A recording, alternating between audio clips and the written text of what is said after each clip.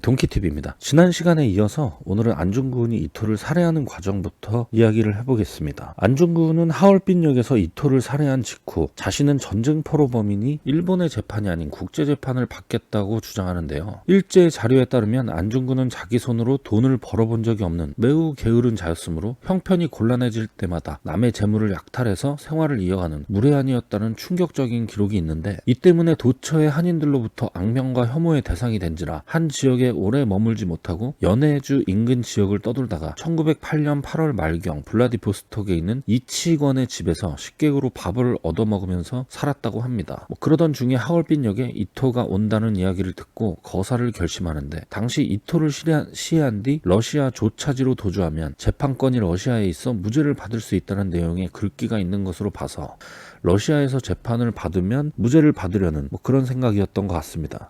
아무튼 우리가 한번 생각해야 될 부분은, 우리가 배운 역사에 의하면 일본인들은 무자비한 악마고 매일같이 임산부의 배를 찔러 죽이는 그런 야만인이었다고 배웠죠. 길거리에서 조선인들을 총살하고 즉결 처분권으로 그야말로 무소불위의 권한을 휘둘렀다고 배웠는데, 과연 일본 순사가 그런 막강한 권한이 있어서 민간인조차 마구잡이로 죽일 수 있었는데 안중근은 왜 살려뒀을까? 당시 총까지 들고 있던 안중근은 생포를 당한 뒤에 일본의 정식 재판 절차를 밟아 사형 집행이 되는데, 안중근은 너무 유명한 인물이니까 국제적 눈치를 봤다. 그렇다면 현재 남아있는 수많은 일반인들의 공판 기록과 안중근 이외에 재판으로 처벌도 되고 훈방도 되고 무죄를 받기도 한 수많은 사람들은 어떻게 설명이 될까요? 심지어 일본은 위안부 여성에게 취업 사기를 했던 조선인 브로커들을 체포해서 인신매매로 기소까지 하는데요. 이런 사실을 한국인들에게는 철저히 숨깁니다. 교육을 아예 안 해요. 이렇게 반일 감정에는 너무나 많은 왜곡과 거짓말이 난무합니다. 제가 단언컨대 일제가 지배하던 시기는 상당히 발달된 법치 국가였습니다. 그리고 그 수준이 절대 낮지 않았어요. 한국인들이 알고 있는 그런 야만의 시대가 절대 아니었습니다. 이게 좌파들의 선동인 거죠. 게다가 일본 얘기만 나오면 매일같이 등장하는 임산부의 배를 갈랐다는 얘기. 왜 하필 저 임산부들이, 거기다 만삭의 임산부가 항상 일제에 저렇게 저항을 했는지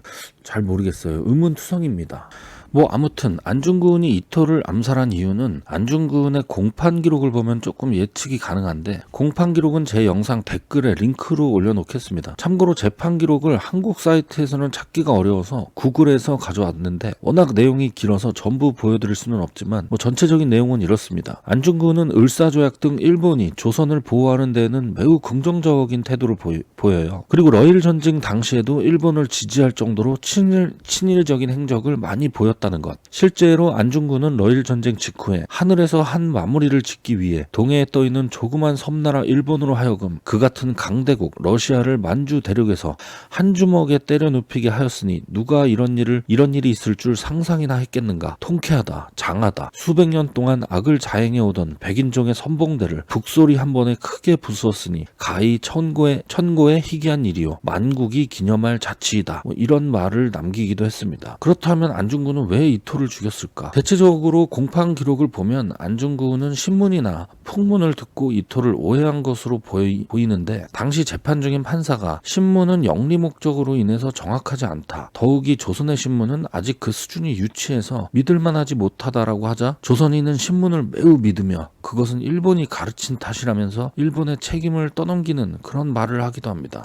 또한 안중근은 유독 일본의 천황폐하에 대한 충심으로 이토를 살해했다는 점을 강조하는데, 그 외에도 일본 천황에 자비를 베푸는 것에 감사하다고 하는 등 그의 생각 전체에는 일본은 우리에게 매우 잘해줬으나 이토가 일본 국시의 뜻대로 하지 않고 그 이토에 대한 판단의 근거는 신문과 풍문으로 인해 죽였다, 이런 뉘앙스가 많아요. 또한 안중근은 조선이 중국의 속국이었으며 나라가 힘이 없어서 그렇다는 취지의 진술을 하면서 이에 대해 일본이 보호해준 것에 대한 어떤 고마움의 표현을 하는 그런 뉘앙스로 진술을 하기도 하죠. 글쎄, 제가 보기에는 어떤 진술을 봐도 일본 자체에 대한 반감보다는 이토에 대한 개인적인 오해가 암살의 원인이었다는 생각이 들었습니다. 게다가 안중근의 나이는 당시 30세였죠. 다소 어린 나이에 국제 정세에는 좀 어둡지만 과도한 애국심과 뜨거운 가슴만으로 너무 큰 사고를 친 게 아닌가 하는 인상을 개인적으로는 지우고 지울 수가 없습니다. 대체로 안중근의 진술은 국제정세에는 잘 모르거나 정확히 알지 못한다 이런 내용들이 많은데, 물론 이건 제 주관적인 의견입니다. 그 다음에 안중근은 이토를 암살한 15가지 이유를 말했는데, 요즘 정성화 씨가 뮤지컬을 하면서 누가 죄인인가 이 노래를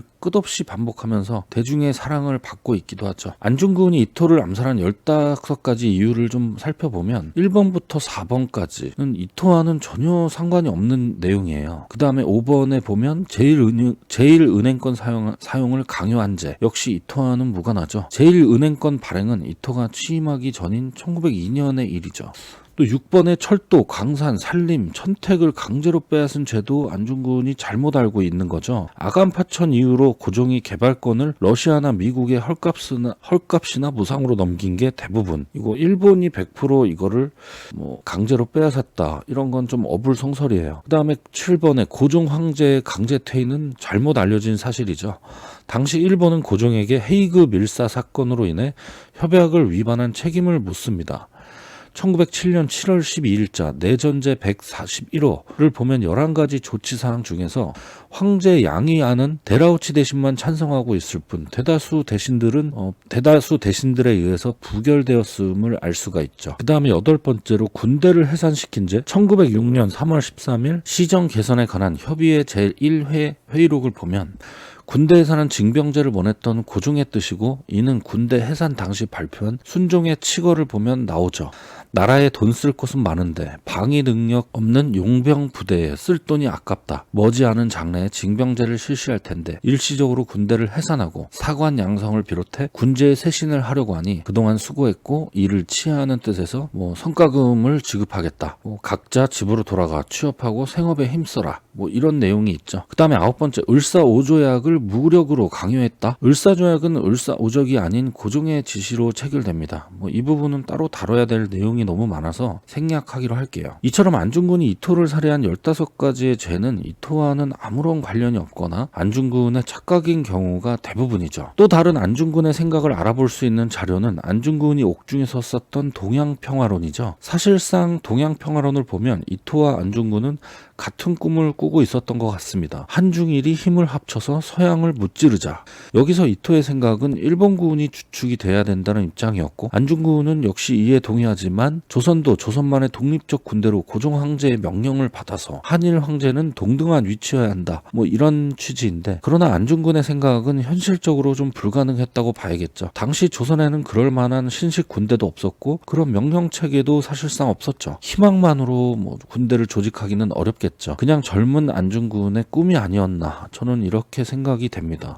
끝으로 안중근에게 썼다는 조마리아 여사의 편지 역시도 한국인들의 마음을 상당히 자극했는데 어느 순간 무한도전이라는 프로그램에서 소개돼서 화제거리가 됐죠. 그러나 그 조마리아 여사의 편지, 결론적으로 얘기하면 그런 편지는 없습니다. 정확히 얘기하면 원본도 사본도 없는 구설에 의해서 그냥 내려온 이야기인데, 글쎄 제가 항상 강조하지만 역사 공부를 하다가 괜시리 가슴이 뜨거워지면 그거는 거의 거짓일 확률이 높습니다. 아무튼 그 가슴 아픈 조마리아 여사의 편지 사본이라도 있으신 분들은 한번 올려주시길 바랍니다. 사실 안중근과 조마리아 여사 사이에 편지가 오간 적은 없었고, 다만 안중근의 동생이었던 안정근과 안공근이 리승 감옥으로 면회를 가서 어머니의 말을 전달했을 뿐이었는데, 그 말의 취지는 사형 선고가 내려지면 가문의 명예를 더럽히지 말고 깨끗하게 죽으라, 그런 내용이었죠. 안중근에 대한 이야기는 이 외에도 자세하게 하기 시작하면 정말 할 말이 많은데 영상이 너무 길어지고 지루해질까봐 여기까지 하도록 하고, 다음번에 제가 기회가 있으면 이번에 하지 못했던 안중근에 대한 못다한 얘기를 좀 해보도록 하겠습니다.